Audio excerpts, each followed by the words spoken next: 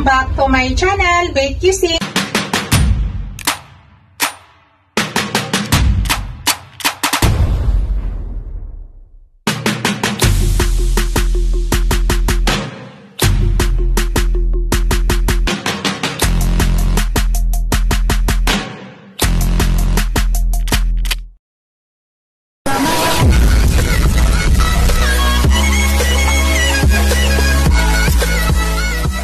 Hello guys! Today's video guys, ako ay magluluto ng pork sinigang.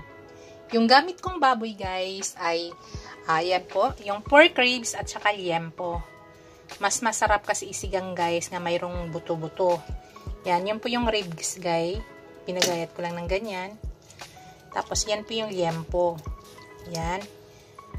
Ang ginagawa ko dyan sa baboy guys ay nahugasan ko siya maigi ng nilalamas ko po yan ng asin at hinuhugasan ko maigi.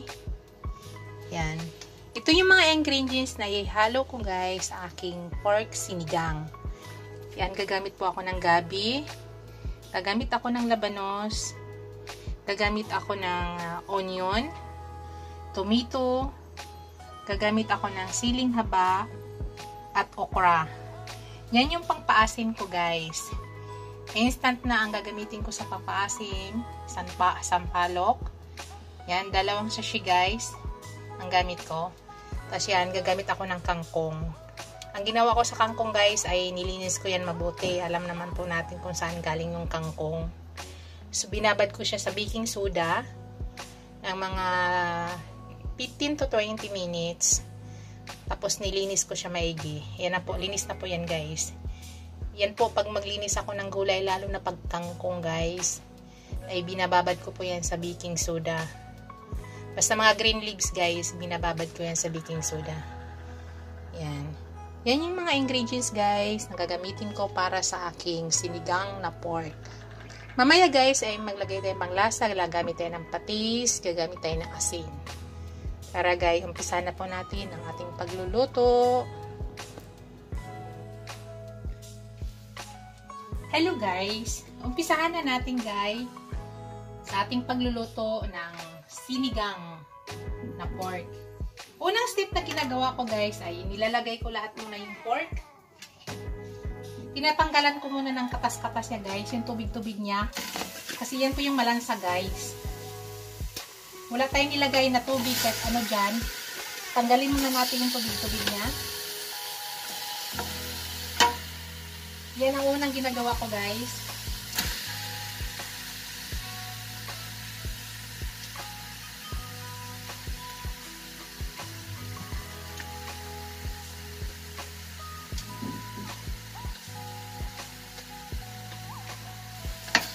Magtanggal muna tayo ng katas ng karne guys. Yan. Gamit ko ay high na na heat.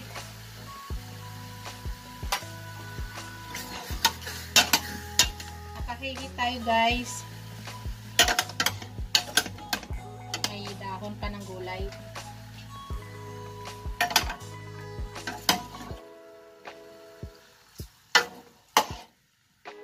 Nahalo yung dahon ng gulay guys ng kangkong.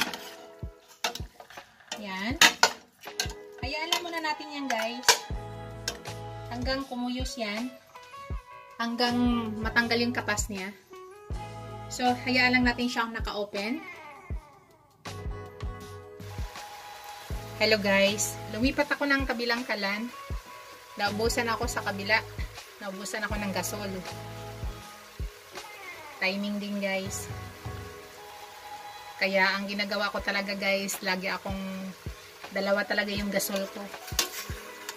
Para if ever na ubusan, mabilis naman magpa-deliver dito guys. Pero gusto ko kasi hindi ako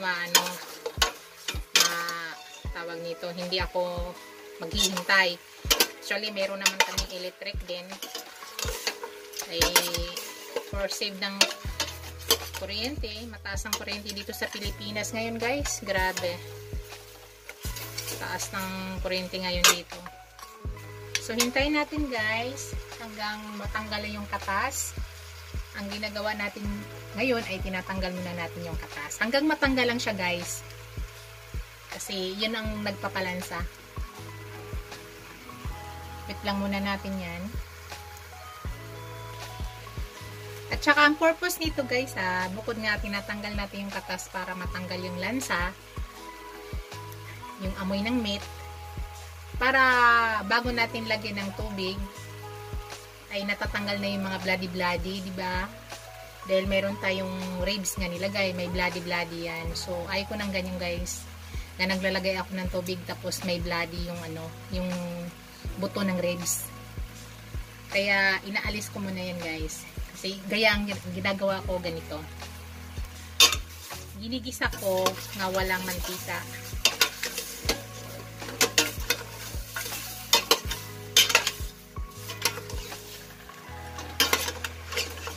Nakita nyo guys, ang daming tubig. Samantalang dinidilim ko yan maigi kanina. Ganun. May tubig pa talaga. So, hintay lang muna natin yan guys. Hello guys, nakita nyo na yan. Yan. Kunting-kunti na lang talaga guys. Ngayon guys, ilalagay ko na ang ating onion at saka ang ating tomato.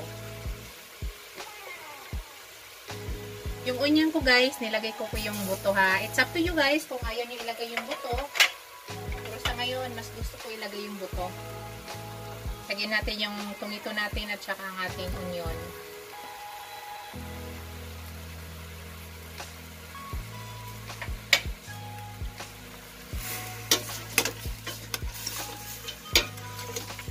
Para medyo madurog muna habang ginaganyan natin. Ginigisa natin na walang gamit na mantika. Kita nyo guys, wala na. Pero mayroon pa siya pang kaunti. Patuyuin talaga natin guys. Para same time, ang ating tomato ay maluluto din. So, hayaan lang natin yan guys, naka-open.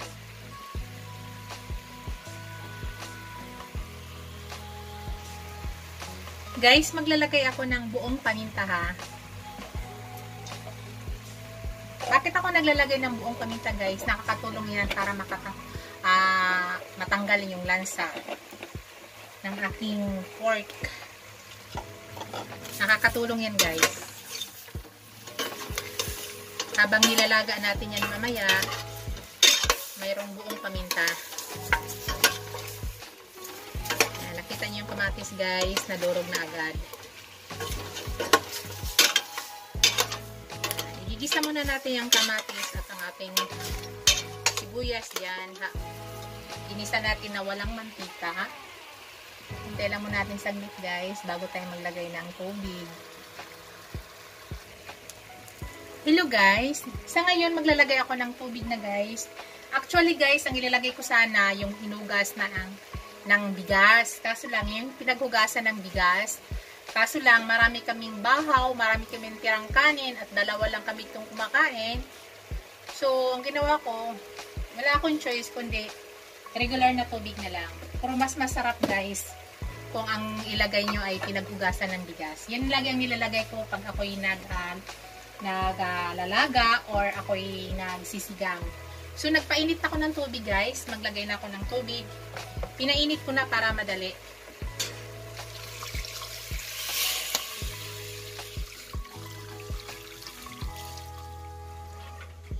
Pakuluan natin guys ng mga mag-time tayo ng 30 to 45 minutes. Depende kasi yan sa baboy. Tingnan natin kung malambot lang siya. 30 minutes kaya na. Pero kung hindi, more than. So, medyo kulang pa yung tubig guys. Magdagdag ako. Kasi, kunti pa yan eh.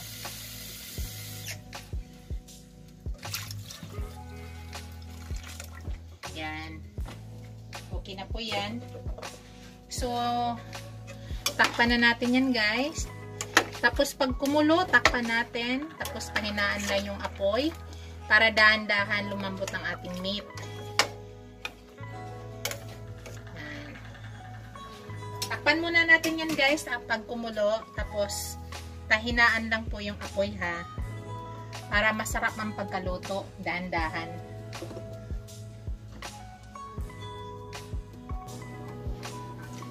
Hello guys. After 30 minutes guys, i-check natin na.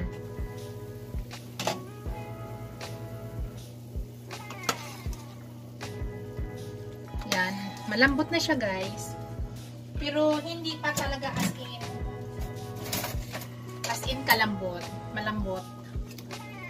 Puro malambot na siya. Gusto nga namin guys, mas malambot pa talaga dyan. Yan. Malambot na siya. Pero gusto kasi namin, mas malambot talaga. So, habang pinapalambot pa natin guys, yan o. Malambot na siya guys. Ilagay ko na yung ating gabi. Yan. Ilagay ko na yung ating gabi guys. Hanggang pinapalambot natin.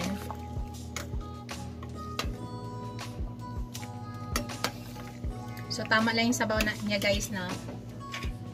Kanina pala guys, di ba mayroong umiibabaw na puti-puti. Tanggalin niyo yan guys ha. Malansa yan. Malambot na siya guys. Yung aking anak kasi na bunso ay gusto niya malambot talaga. Yan ang gusto niya sa sinigang. Yan. So hintayin natin guys. Pinapalambot natin yung gabi. Same time, lalambot pa rin yung ating pork. Wait ulit natin guys. Hello guys. Ilalagay na natin ang ating labanos.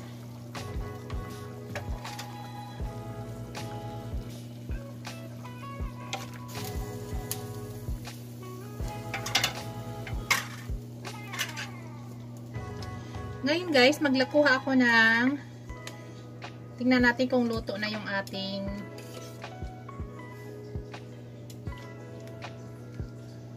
gabi. Yan, malambot na.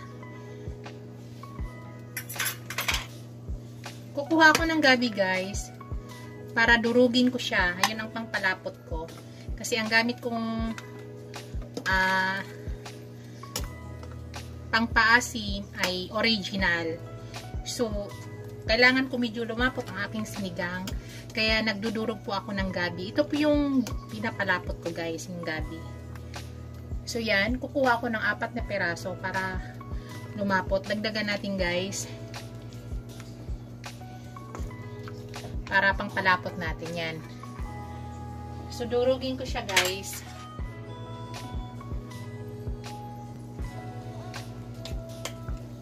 Yan na guys. Yan ang ginawa ko guys. Minash ko lang maigi. Tapos ilagay na natin yan guys. Yan ang ginawa kong pang palapot guys. Actually, hindi ako naglalagay ng regular na tubig dito guys. Ay pinaghugasan ng bigas ang nilalagay ko. Kaso lang, sabi ko nga sa inyo kanina, ay marami kaming tirang kanin. Kaya hindi na kami magluluto. Nakakatulong to guys para lumapot ang inyong sinigang.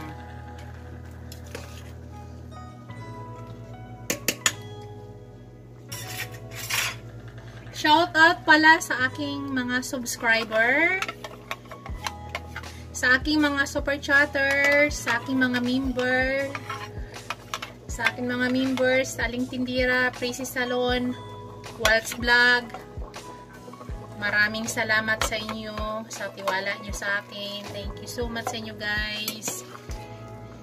Sa aking mga supporters, sa aking mga viewers, thank you so much sa inyo guys. Huwag sana kayo magsawa. Panoorin aking video. Thank you. Sa aking number 1 supporter, ang aking asawa, nga nasa Riyadh ngayon.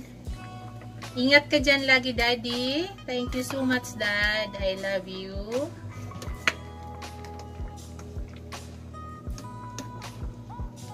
Yan na guys. Nakita nyo guys. Diba? Malapot na. Nakakadagdag ng lapot yan guys. Promise. So ngayon guys, ilagay ko na yung ating yung ating pangpasim. 2 sachet ang ginawa ko. Kasi wala silang malaki. Kaya 2 ang binili ko. Ang ginagawa ko dito guys, dapat isa lang na malaki. Dahil walang malaki, ito na lang yung binili ko. Dalawa na. So, dito na tayo sa portion na malapit na guys.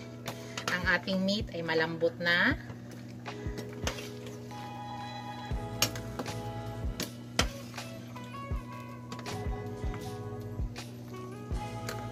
Maglalagay na tayo ng panglasa guys.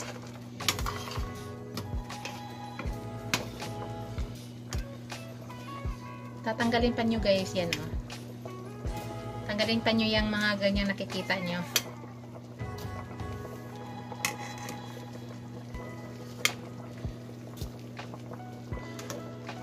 May bula-bula konti, tanggalin nyo.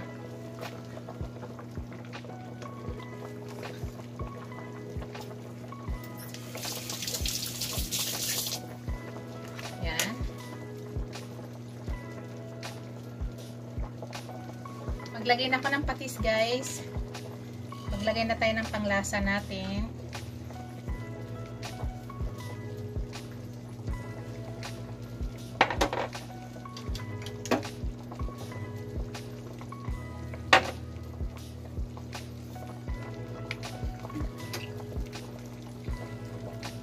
Mahina na talaga to.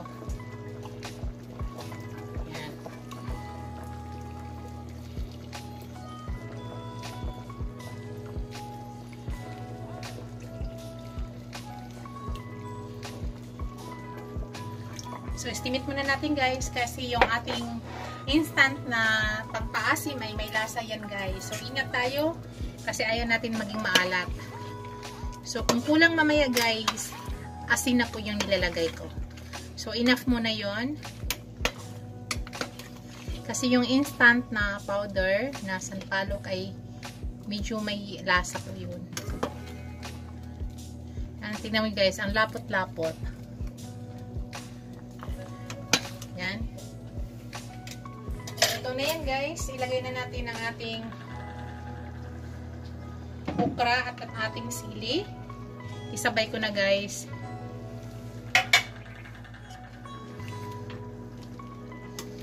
Tsaka titikman ko na siya guys.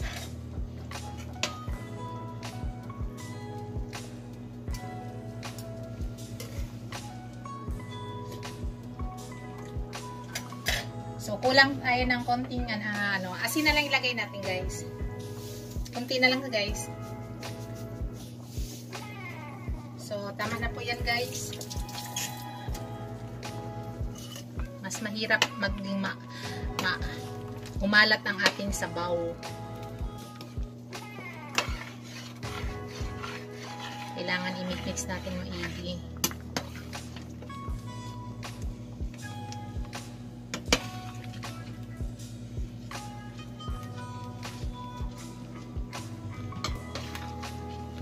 Lambot na yung ating karne guys.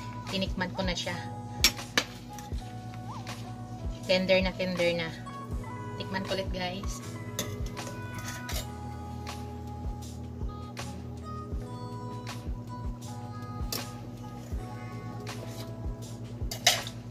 Yummy na guys. Tamang-tama na sa timpla. So maglagay na ako ng kangkong guys. Yan na yung last natin. Kangkong natin.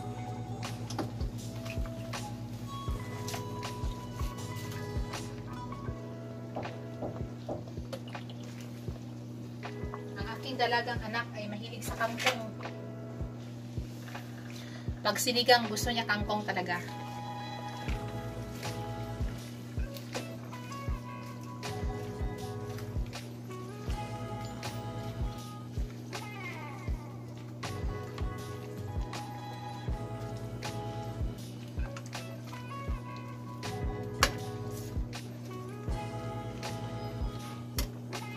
Yan, saglit na lang yan guys. Tapos na tayo.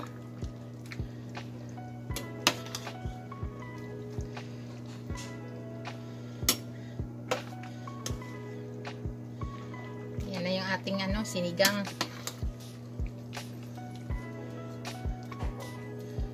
Ganun lang kabilis yan po guys.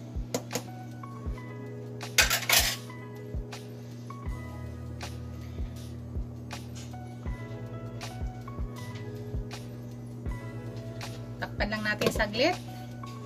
Tapos 1 minute, luto na yan guys.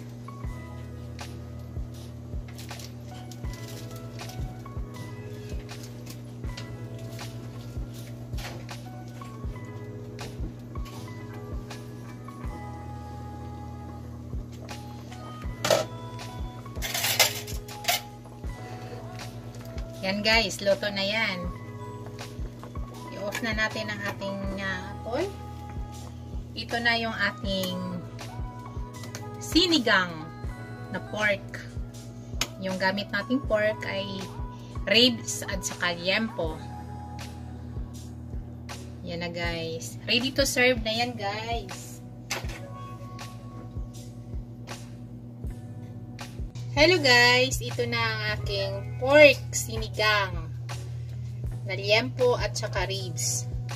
Ready to serve na yan guys. Ayan na, luto na po. Thank you for watching. Don't forget to like, comment, and subscribe to my channel. Sa hindi pa nakasubscribe sa aking channel, please paki-subscribe nyo ako.